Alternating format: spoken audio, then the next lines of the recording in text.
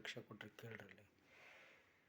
ನಮ್ಮ ರೈತರ ಮಕ್ಕಳಿಗೆ ಕನ್ಯಾ ಕೊಡ್ರಿ. ಯಾಕಂದ್ರೆ ಕಷ್ಟಪಟ್ಟು ಹೊಲದಾಗ ದುಡಿತಾರೆ. ಅಂಥ ರೈತರ ಮಗ ನೀವು ಕನ್ಯಾ ಕೊಡಕ್ಕೆ ಒಲ್ಲೆ ಅಂತೀರಿ.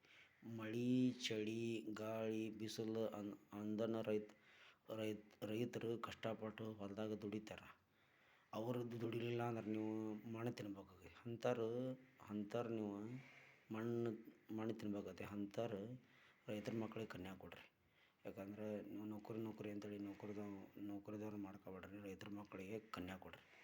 ಆಗ ಅವ ಬಿಸಿಲು ಗಾಳಿ ಮಳೆ ಚಳಿ ಅಂದ್ರೆ ಅವ ಕಷ್ಟಪಟ್ಟು ರೈತ ದುಡಿತಾನೆ. ಅಂಥ ರೈತರ ಮಕ್ಳಿಗೆ ಕನ್ಯಾ ಕೊಡೋಕೆ ಹಿಂದೆ ನೋಡ್ತೀರಿ. ಅವ ದುಡಿಲಿಲ್ಲ ಅಂದ್ರೆ ಮಣ್ಣು ತಿನ್ಬೇಕಾಗತ್ತೆ. ಅದಕ್ಕೆ ದಯವಿಟ್ಟು ರೈತರ ಮಕ್ಳಿಗೆ ಕನ್ಯಾ ಕೊಡ್ರಿ.